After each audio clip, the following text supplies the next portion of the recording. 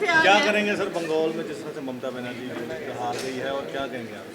देखो भाई, सबसे पहले तो मैं देश के तमाम कांग्रेस के लोगों को, केरला वाले मेरे भाइयों को, साथियों को और नेताओं को, और राहुल गांधी और खरगे साहब को बधाई देना चाहता हूं। और मलयालम में कहना चाहता हूं, प्रिय पट्टा सहोदरी सहोदरन मारे नमस्कारम। बधाई हो आपको कि केरला के अंदर 100 सीट लेकर एक बड़ी जीत कांग्रेस पार्टी ने हासिल की है। हमारे पास एक भी राज्य नहीं था, ना बंगाल था, ना तमिलनाडु था, ना असम था, ना केरल था, और एक बड़ी जीत हासिल की है। और एक राज्य में पूर्ण बहुमत के रूप में आज कांग्रेस पार्टी का सरकार बनी है। कांग्रेसी कार्यकर्ताओं को बधाई। दूसरा, मैं ये कहना चाहूंगा कि जिस प्रकार से बंगाल की बात अगर आप करें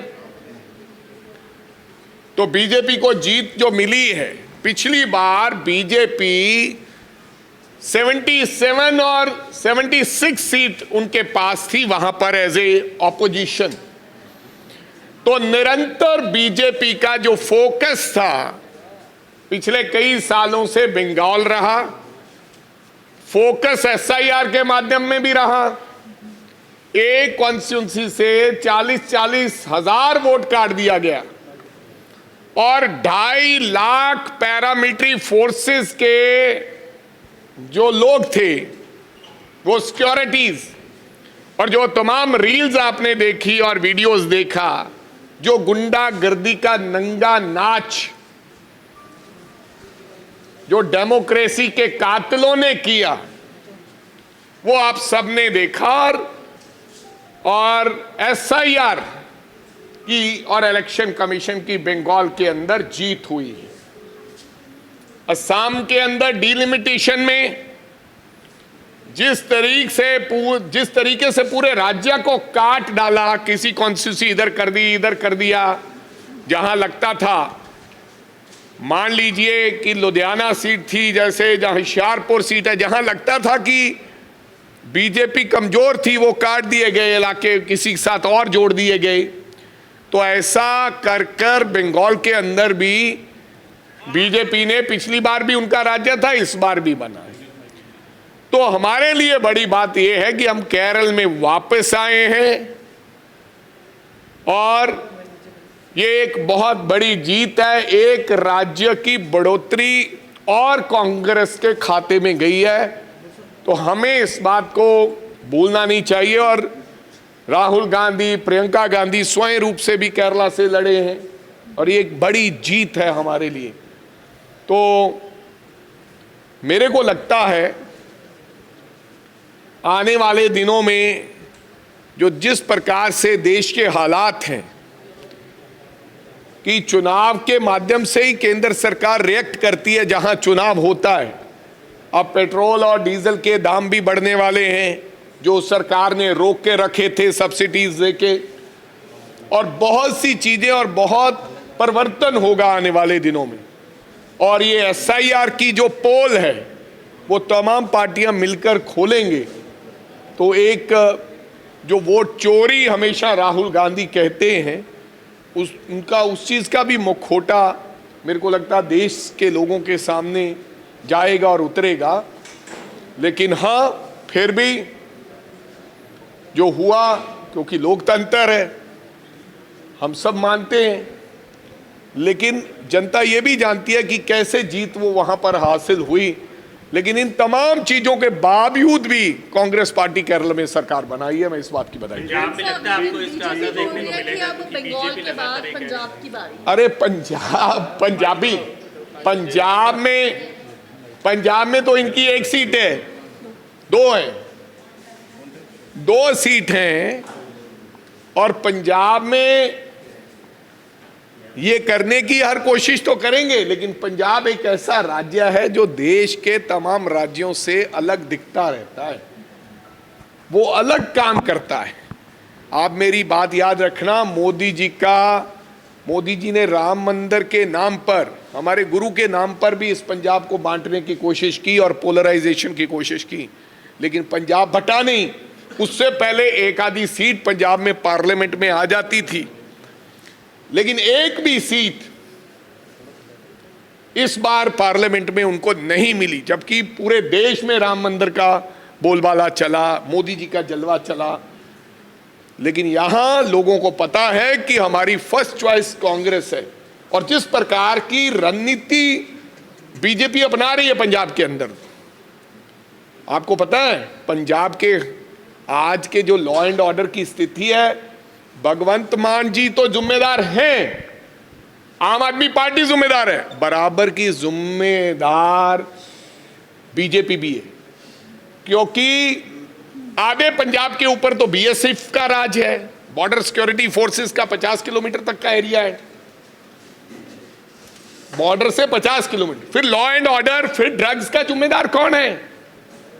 बाबा साहब अंबेडकर की स्टैचू पर बार बार हमला करना, ये तो आतंकवाद के समय में भी नहीं हुआ। कौन करवा रहा है? कौन बांटना चाहता है पंजाब को? कौन, किसने गैंगस्टरों को साबरमती जेल में बंद किया हुआ है? किनकी पनाह पर वो साबरमती में बंद हैं? जो पंजाब में लोगों का कत्ल करवाते हैं वो गुजरात की साबरमती में बंद हैं। और किसने कानून बनाया है कि साबरमती से बाहर नहीं आ सकते, इनको कोई प्रोटेक्शन वारंट पे नहीं लेके जा सकता? जनता सब जानती है। उसकी सजा, बीजेपी के गुनाहों की सजा किसान भी देगा और पंजाब की आम जनता भी देगी, और पंजाब के लोग, क्योंकि यहां एक विरासत है, हमारा एकता, हमारे को बांटा नहीं जा सकता। सो यहां बीजेपी का कुछ चलने वाला नहीं। सीएम जा रहे हैं सारे एमएलए के साथ राष्ट्रपति को मिलने, राष्ट्रपति भवन क्या कहेंगे? कौन सीएम? पंजाब सीएम सारे एमएलए के साथ। तो राष्ट्रपति जी क्या खाने पे बुलाया इनको जा रहे हैं? 7 राज्यसभा जो उनके बीजेपी में गए हैं उसको लेकर हो जा रहे हैं। पता नहीं क्यों जा रहे हैं, ये तो सीएम साहब से पूछो। लेकिन मैं ये कहना चाहता हूं, सीएम साहब वो आपके थे ही नहीं यार, कमर्शियल लोग बुलाए थे आपने, और आपने कैसे बुलाए हैं, बनाए हैं, बता दीजिए। आप गुरुद्वारा चलिए हरमंदिर साहब, आपको जो पता है बता दीजिए, क्यों बनाया, किस मेरिट पे बनाया आपने? क्या उनके पास वोट थी? क्या वो समाज सेवी थे के पैसे वाले लोग थे? कहां कहां पर वो पैसे वाले लोग आपकी सरकार में काम आए, वो बता दो। सर उससे पहले एक मिनट, फिर आप हरमंदिर साहब जाना है यार, हरमंदिर साहब क्यों जा, वहां राष्ट्रपति के पास जाना है यार। चलो पहले यार कमर्शियल लोग थे, पहले आपने यूज कर लिया उनको, जेबें उनकी बड़ी थी, पहले आपने उनको इस्तेमाल किया, अब बीजेपी इस्तेमाल करेगी। कमर्शियल लोगों का क्या होता है? ਵੜਿੰਗ ਸਾਹਿਬ ਰਵਨੀਤ ਬਿੱਟੂ ਕਹਿ ਰਹੇ ਨੇ ਕਿ 2027 ਦੀ ਚੋਣਾਂ ਮੈਨੂੰ ਲੜਾਈ ਜਾਵੇ, ਮੈਂ ਪਾਰਟੀ ਨੂੰ ਕਵਾਂਗਾ ਤੇ ਬੰਗਾਲ ਦੇ ਵਿੱਚ ਵੀ अच्छा यार बिट्टू भाई, मेरा एक बार मैं दूसरी बार लड़ा हूं, पहले यूथ कांग्रेस का चुनाव लड़ा उसके साथ, अब मैं ये लड़ा पार्लियामेंट का। अगर बिट्टू भाई विधानसभा लड़ेंगे, बता देना भैया कहां से लड़ोगे, मैं ही तुम्हारे सामने लड़ूंगा, लड़ लो कहां से लड़ना। यार ऐसे क्यों? 2027 में आप तो पहले तय कर लो। जाखड़ कह रहा है मैं मुख्यमंत्री बनूंगा, अश्विनी कुमार कह रहा है मैं बनूंगा, बिट्टू कह रहा है मैं बनूंगा, और ये 3-4 और हैं वो कहते हैं हम बनेंगे। इनको अभी तो साढ़े, हमारे पंजाबी में कहावत है, पिंड बन्या नहीं थे मंगते पहला। अभी यार पिंड वसिया नहीं, और पिंड बन्या नहीं वसिया नहीं कोई गल है। तो भाई पहले कुछ कर तो लो। 2 सीट है यार तुम्हारे पास, 1 पार्लियामेंट नहीं है, तो बातें बड़ी बड़ी है। ਕਹਿ ਰਹੇ ਨੇ ਕਿ ਨਰਿੰਦਰ ਮੋਦੀ ਮਾਡਲ ਨੂੰ ਇੱਥੇ ਵੀ ਲਾਗੂ ਕੀਤਾ ਜਾਏਗਾ ਤੇ ਬੀਜੇਪੀ ਦੇ ਵਿੱਚ ਬਹੁਤ ਸਾਰੇ उन्होंने ਲੋਕ आज ਆਣਾ यही बोला ਚਾਹੁੰਦੇ है कि ਨੇ। जो बसें जा रही हैं हो सकता है कि बीजेपी के ऑफिस की तरफ मुड़ जाएं। कौन सी बसें? MLAs ਦੀਆਂ। हाँ तो ले जाओ, अगर ये माल आप ले जाओ, जैसे राज्यसभा। यार तेरा बिट्टू भाई कोई पता है यार? बिट्टू, अच्छा बिट्टू भाई ना, बिट्टू भाई क्या है, मेरा तो पुराना मित्र है, तो मैं उनकी रिस्पेक्ट करता, लेकिन बिट्टू भाई की कब गाड़ी पुणे जाते जाते लखनऊ चली जाए ये उनको भी पता नहीं। वो ही चड्डा को कहते थे मैं तो कैट वॉक कराऊंगा, इनको पता ही नहीं लगा वो Z+ बराबर की सिक्योरिटी ले गया। आज चड्डा साहब ज्यादा पावरफुल हो गए बिट्टू जी से, इनको पता ही नहीं लगा, जाखड़ को ही नहीं पता लगा। ये कह रहा हम कैट वॉक कराएंगे, वो कराएंगे। यार कम से कम देश के गृह मंत्री के पीछे जाकर आप बैठ जाते हो, लेकिन उससे बातचीत भी कर लो भैया कि यार क्या करने वाले हो, मेरे को लेकर आए थे, आपने मेरा दर परिवर्तन कराया, मैंने कांग्रेस को छोड़ा, लोग मेरे को गद्दार कहने लगे इस बात के ऊपर। तो भैया यार अब जिनको तुम ला रहे हो जरा मेरे से भी पूछ लो, इनको भी सपना दिखाया गया था कि पंजाब तुम संभालोगे, जाखड़ को भी यही सपना था, अमरिंदर सिंह को भी यही सपना है। अब अश्विनी कुमार को कहा कि यार ये तो बाहर से आए हैं, तुम्हारे को संभलवाएंगे पंजाब। ये सबका ऐसा ही काम चल रहा है। सर राघव चड्ढा भी कल सीएम भगवंत मान तो पहला जो राष्ट्रपति को मिलन वाले ने उसके बारे की कुछ कहना? ये सब यार लोगों को बेवकूफ़ बनाने की इनकी आदत है। अब राष्ट्रपति जी इसमें क्या करने वाले हैं मेरे को पता नहीं है, ना कुछ होगा। क्या करेंगी राष्ट्रपति जी इसमें? कुछ होने वाला नहीं। एक ये नैरेटिव तैयार करना चाहते हैं बीजेपी आम आदमी पार्टी वाले की इन्होंने गद्दारी की है। कौन सी गद्दारी की है? पहले ही जो आपकी पार्टी में वो तो सब अलग अलग पार्टियों से आए हुए हैं ना भाई।